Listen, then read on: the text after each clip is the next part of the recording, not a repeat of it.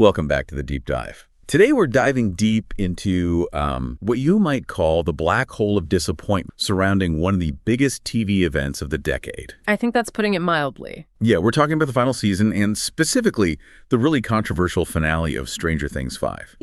You, our listener, you came to us with a whole treasure chest of sources trying to figure out why a show that basically defined a generation seemed to, I don't know, trip and fall right at the finish. That's right. And this isn't just about, was the TV show good or bad? It's about analyzing the profound emotional and, let's be honest, financial investment that people pour into these decade-long franchises. 10 years is a long time. It's a huge commitment. So when a show like Stranger Things wraps up, the stakes are, they're astronomical. What we're tasked with today is dissecting this really powerful viral fan theory that tries to move beyond the simple critiques of, it was bad writing. Right. It goes deeper. Much deeper. It ties the perceived creative collapse directly to a profoundly personal, private event in the life of one of the show's creators. We're talking about a major... Okay, so let's unpack that heavy connection right there. Yeah. Our mission today is to meticulously trace this potential line of influence, between the Duffer brothers' creative direction and these really significant outside forces. Right, exactly. We're going to focus on the implications of Ross Duffer's recent divorce, the intense pressure from fan expectations, especially in the wild,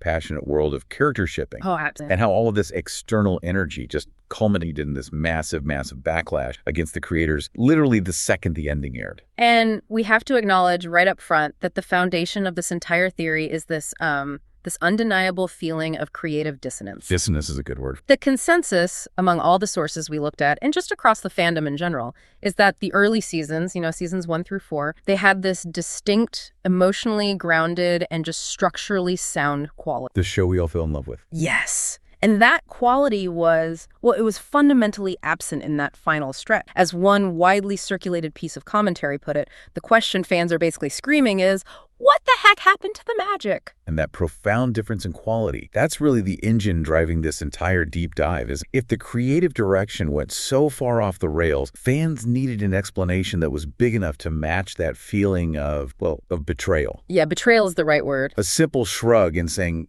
And crucially, this wasn't just like a vague dissatisfaction. It wasn't people just saying, I didn't like it. The disappointment quickly crystallized into very specific, very structural critiques against the narrative itself. Okay, so what were they pointing to? Fans were able to point to numerous, and I mean glaring, plot holes. They pointed to narrative inconsistencies and, perhaps most frustratingly for longtime viewers, dozens of unanswered questions that the finale either just completely... Or worse, just resolved with some kind of lazy Deus Ex Machina solution that came out of nowhere. Exactly. Our sources captured that feeling perfectly, summarizing the fan sentiment that the creator done.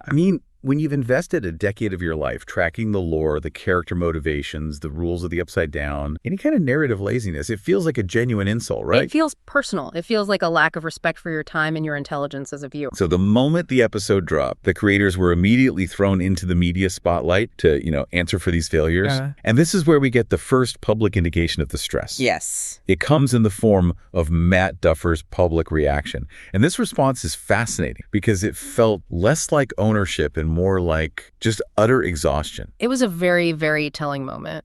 Matt Duffer publicly expressed deep regret about participating in any of the post-finales. He regretted it? He did. He immediately tried to frame his performance and the answers he was providing by saying he wasn't in a good place. He said he felt utterly fried, and he was claiming to be getting over the flu. The flu, okay. And then he literally issued a request for fans to cut him some slack for the sometimes vague or inadequate explanations he gave. That request for slack, though, come on. That in itself is a huge indicator of a disconnect, isn't it? A massive one. Because the fans felt that they were the ones who deserved the slack. They were the ones who invested a decade of their lives, their energy, their passion into this story. So to hear a creator ask for special dispensation because they were fried while delivering the final product of a global multi-billion-dollar enterprise, it really suggests they expected nothing but lavish praise. That's what the sources said. He seemed shocked. He seemed shocked to be hit with legitimate, hard questions about why key plot threads just evaporated. Precisely. It suggested a creator who was completely unprepared for the level of accountability that comes with a globally beloved prop. When a narrative lands this badly, fans don't just ask about the plot, they ask about the integrity of the entire storytelling process. Right. It's not just about what happened, it's about why it happened that way. And to imply that, a common cold or just general exhaustion somehow excuses the failure to provide adequate answers for major, decade-long narrative failures, that just doesn't wash. It won't fly with an audience this... If you've invested 10 years into a story, you demand a rigorous, respectful conclusion, not some hastily constructed justification wrapped up in a flu blanket. I think flu blanket perfectly sums it up. And this defensive posture, it feeds directly into the primary structural critique that was floating around, which is what the sources call the rushing hypothesis. Yes. If the ending felt so messy and just riddled with holes, the speculation immediately pointed to pressure. They must have been rushing. Absolutely. Our sources speculate very heavily that the finale felt so rushed because the creators had, perhaps both emotionally and professionally, already moved on. Their heads were somewhere else. Their focus had shifted from devotion to the current narrative to simply getting it done so they could get to whatever. The perceived drop in quality, then, was a direct consequence of expediency. And this isn't just some abstract speculation, is it? What? This suspicion is grounded in one of the most painful, most recent failures in television history, which the sources explicitly draw a parallel to. They do, and that parallel is the finale of Game of Thrones. I knew you were going to say that. Of course. Yep. That parallel is absolutely crucial for understanding the emotional intensity of the Stranger Things backlash. Game of Thrones also suffered a disastrous final, to say the least. And the widely reported reason was that its creators, David Benioff and D.B. Weiss, they wanted to accelerate the final narrative so they could move on quickly to a new, highly coveted project. Which was a Star Wars movie, in their case. A Star Wars movie, the holy grail for a lot of creators in that space. Well, let's just elaborate on that Game of Thrones collapse for a second, because the structural similarities to the alleged Stranger Things failures are, they're profound. They really are. The GOT finale was notorious for what fans called narrative teleportation. Right. Characters moving instantly across entire continents with no explanation. And, even more critically, for character assassination. Things like Daenerys Targaryen's rapid, and many would say unexplained descent into pure villainy. These huge narrative sacrifices were made purely for the sake... And that is exactly what fans fear happened here with Stranger Things. The plot holes that are cited so often, they involve these convenient, out-of-the-blue resolutions for massive threats. Or characters' previously established rules or motivations just suddenly changing. All in the service of getting to a conclusion fast. The precedent set by Game of Thrones established a direct link in the minds of the audience. Sacrificing narrative integrity for career momentum leads to a spectacular public failure. It really does. And let's not forget the ultimate fate of the Game of Thrones showrunners, because that's part of the story too. They actually lost that Star Wars movie. They did. They lost it because the finale was so poorly received. The audience delivered a direct professional consequence for their perceived creative betrayal. It was a painful, direct, and very public precedent. So when fans perceived that their decade of loyalty was sacrificed for the creator's next paycheck, the backlash isn't just critical, it becomes punitive. They want blood. In a way, yes. The rushing hypothesis posits that the final season's creative decisions were based on the creator's timeline rather than the story. And this context is vital because it establishes why you, the learner, need to understand that fans weren't satisfied with a corporate or professional explanation. They needed more. They needed something deeper, something visceral, to explain why the heart of the show just seemed to disappear. And that need for a deeper explanation is what paved the way for the deeply personal theory we're about to get into. So we've established the creative failure and the general consensus that, okay, maybe the rush to finish was the structural culprit. But when fans started searching for the soul that was lost, the conversation takes a hard personal pivot. A very hard pivot. And the core theory that went viral focuses on Ross Duffer's now ex-wife, Leah Janiac. The timeline here is absolutely everything. So, Ross Duffer married Leah Janiac back at the first seasons of the show, the critically acclaimed foundational successes. They all occurred entirely within the first few years of that marriage. Right when the show was finding its magic. Exactly. The divorce, according to our sources, happened relatively recently, just last year. This would be just prior to or even during the latter stages of the final season's production. So the timing is suspicious, to say the least. It's extremely suspicious to fans. The speculation is immediate. Janiac was possibly the uncredited creative or the external filter, or at the very least, the source of integral creative input that defined the quality of those early successes. Okay, let's immediately validate this theory by looking at Janiac's professional background, because this isn't just about a spouse offering some casual advice over dinner. Not She is an immensely accomplished industry professional whose resume basically screams genre expert. Absolutely. Leah Janiac has a robust career that's completely separate from the Duffer. The sources highlight her extensive credits as a successful writer. And what has she worked on? She specifically worked on major, complex character shows. Think Game of Thrones, think the atmospheric horrors. Wow, okay. Those are heavy hitters. They are. But perhaps most pertinent to the Stranger Things genre, she directed the wildly successful Fear Street trilogy, for instance. Right, which had that same kind of nostalgic horror vibe. Exactly. So if we look at the kind of work she does, it suggests a really strong alignment with the Stranger Things aesthetic. Penny Dreadful is known for its incredible character development nested inside horror. And Game of Thrones required managing these massive interlocking narratives. You can't just wing that. And Fear Street showcased her ability to fuse those nostalgic, in that case 90s, vibes with genuine high-stakes horror. It's almost a perfect match. Which brings us directly to the synthesis argument that the fans are making. Yes. They look at the difference between the tightly scripted, character-focused early Stranger Things and the later, much messier conclusion, and they come to one. That her influence was the missing ingredient. Her influence, her knack for pacing, for character mood, for genre control, that was the secret sauce, and it was gone. The source is careful to note that Janiac did not receive official writing credit on the show, which is a critical point. But this leads to a broader discussion of uncredited creative input in America. And that is the absolute heart of this. Our sources emphasize that uncredited creative input between spouses, especially those who share the same hyper-specific professional background, is not In fact, it's probably the norm. It's often imagine two people working in the same field, living together, facing the exact same professional challenges. Their relationship becomes the ultimate unofficial. And the source speaker goes a step further, right? Yeah. Stating they have 100% certainty that Janiac probably had. And given her successful genre-specific background, it would be almost impossible for Ross Duffer not to bounce ideas, plot twists, and characters off of her. It would be creative malpractice, not... We should probably explore the mechanism of that input. We're not saying she was secretly typing scripts. No, not at all. But think about it. If Ross Duffer hits a wall on an emotional beat for a character, and Janiac, with her experience from Penny Dreadful, or suggests a radical shift in perspective that completely saves the scene, well, that's indispensable. But it's also the kind of thing that doesn't get you a credit.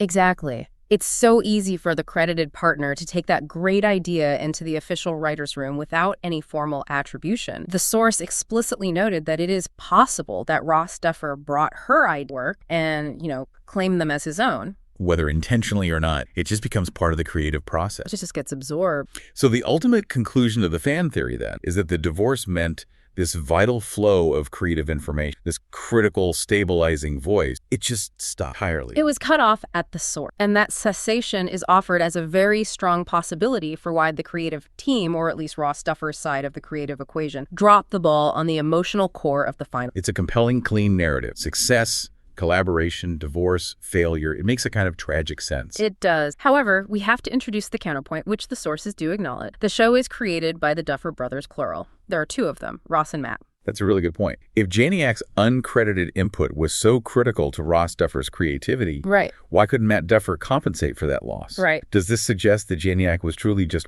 one voice of many in a massive writer's room? And perhaps the general writer's room exhaustion, or the rushing factor we discussed earlier, was actually the more decisive element in the creative decline? It absolutely raises that question. The Duffer brothers have historically presented themselves as this creative monolith, this two-headed monster. It's single unit. Exactly. So if the loss of one unofficial partner causes such a visible drop in quality, it suggests a profound, unacknowledged dependence on Janiac's specific editorial skill. It might even imply that one or both of the credited creators lack the capacity to self-edit or maintain that narrative discipline without her external influence. But the fans, they didn't stop there. They looked for historical precedent to justify why this one person's absence could derail a blockbuster. And this section is absolutely essential because it elevates the Janiac theory from just, idle speculation on Reddit to a recognized trope in Hollywood history. It really does. Grace Randolph and the Fandom immediately drew a parallel to the legendary story of Marsha Griffin, who later became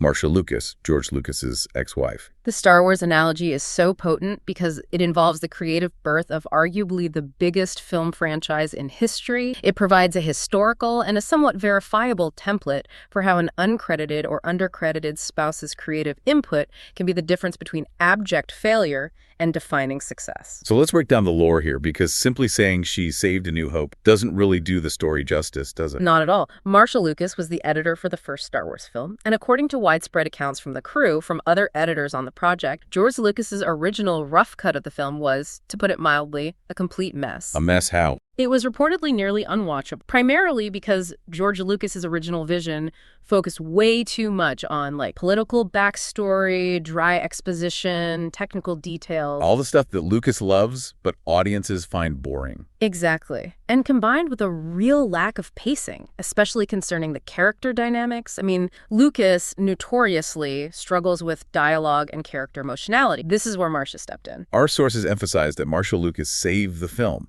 by stepping in to re-edit, shaping not just the narrative flow, but the actual emotional core of the film. She did. She refocused the plot entirely on Luke Skywalker's journey. She cut all these extraneous scenes that just bogged down the pace, and crucially, she added necessary emotional beats that connected the audience to the characters. Is there a specific example of that? The biggest example that's often cited is the attack on the Death Star, the trench run sequence. It's a classic. Originally, that sequence was disjointed. It lacked internal momentum. Marsha essentially rebuilt the entire sequence from the ground up, intercutting the space battle with the emotional, panicked reactions of Luke, Leia, and Han. So you're not just watching spaceships, you're feeling what the characters are feeling. Precisely. She transformed it from a technical sequence into this visceral, high-stakes climax. She just knew how to pace the excitement and where to place the emotional payoffs. And the source notes that her critical role is cited as one of the reasons why George Lucas needed external, stabilizing directorial voices for the... Yes, Irvin Kershner for The Empire Strikes Back and Richard Marquand. The implication is that Lucas realized he needed someone outside his own creative bubble, someone with a keen editorial eye to stabilize his vision. And Marsha had been that person for the first film. She had. And this analogy, it gains its terrifying predictive power through the post-divorce impact. The theory points out that when Lucas was fully and solely in charge of his later projects, specifically the prequel trilogy after his divorce from Marsha, the visible creative flaws that Marsha had edited out of the original trilogy roaring back. We're talking about the famous issues with the prequels, right? The wooden dialogue, the clunky pacing. The over-reliance on exposition and world-building over any kind of real emotion. The source speaker, like many fans, admitted they were not so much of a fan of... I think that's a polite way of putting it for many people. It is, but it echoes the critique that those films lacked the narrative discipline and the emotional core of the original. So this creates a crystal clear historical context for the Janiac theory. The pattern is established. The pattern is absolute established. A spouse's uncredited, sophisticated creative input might be absolutely essential for a franchise's initial character success. And when that intimate, unofficial partnership ends due to divorce,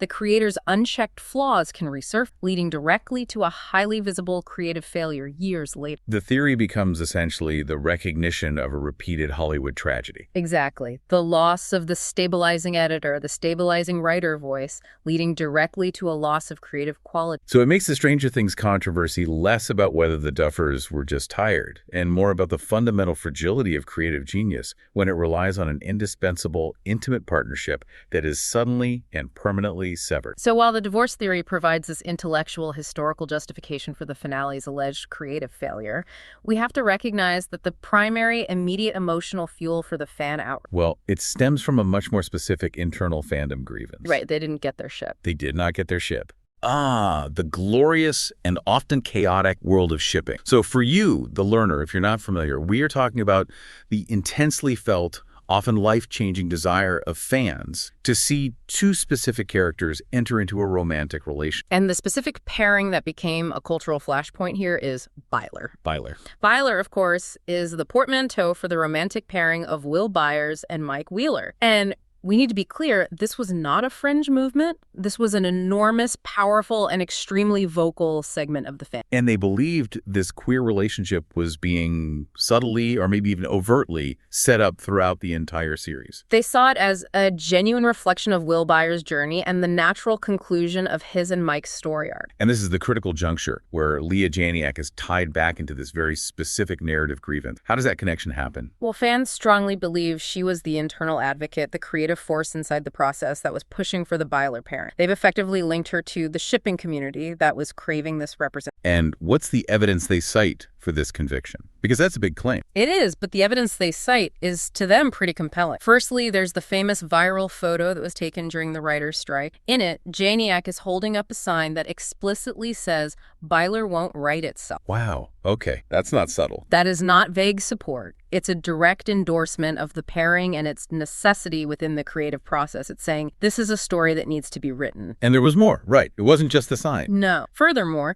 fans cemented her identity as the Byler advocate through her prior successful work on Fierce. That trilogy was widely praised for featuring explicit, successful, queer stories. So they connected the dots. They connected the dots. They interpreted these two facts as absolute confirmation. Janiac was the necessary, sophisticated advocate inside the machine who understood their desires for authentic representation and for complex queer character arc. The fans' conviction was so strong then that they developed this intense headcanon, their preferred, non-official interpretation of the story. Yes. And in their headcanon, they would have gotten Byler had the divorce not happened and had Janiac kept contributing her influence. Which leads to this dramatic, almost melodramatic argument that the divorce itself literally got in the way of their ship. It becomes a very personal story of loss for them, too. And while that connection is undeniably the emotional driver for the most extreme segment of the Backlash, the source speaker does rightly caution against making it the sole explanation. Right. To suggest the entire finale sucked simply because the Byler pairing didn't happen is,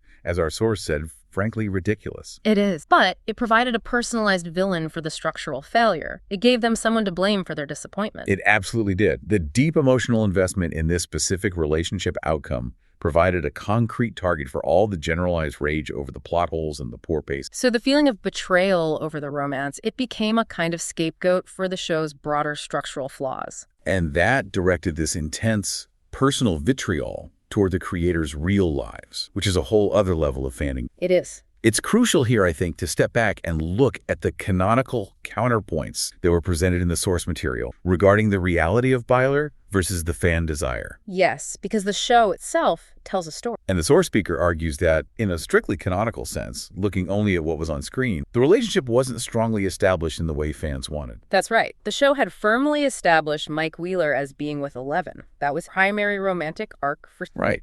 And while Will Byers clearly had a deep emotional crush on Mike, which was poignantly addressed in a prior season. A great scene. A fantastic scene. But the narrative had not done the work to set up Mike to suddenly pivot, declare his love for Will, and leave Eleven. The source speaker pointedly notes that, dramatically, that's not how it worked. It would require so much more narrative groundwork than that final season provided to make that turn earn. It really highlights the vast and sometimes unbridgeable difference between a deeply held fan desire, which sees every lingering glance as potential romance, and what the actual narrative setup was doing on screen. It does. The source suggests the show's setup for Byler actually seemed to be moving in the opposite direction of what fans wanted, which would make the final denial an emotionally crushing but narratively predictable. This entire segment on shipping is just a powerful illustration of how fan investment in specific relationship outcome can totally eclipse any judgment of a show's overall quality. Really can. When fans feel betrayed on a romantic or a representational, that disappointment becomes highly personal. And it's often channeled into these theories that seek a personal, external reason, like a divorce, for the failure. Rather than just acknowledging that the creators simply decided not to follow the fan canon. Exactly. The outrage isn't just about the ending suck. It's about the perceived disrespect for their decade-long investment in those characters and their potential. Wow. Okay, this has been a true deep dive, hasn't it? We've gone from the corporate pressure of the rushing hypothesis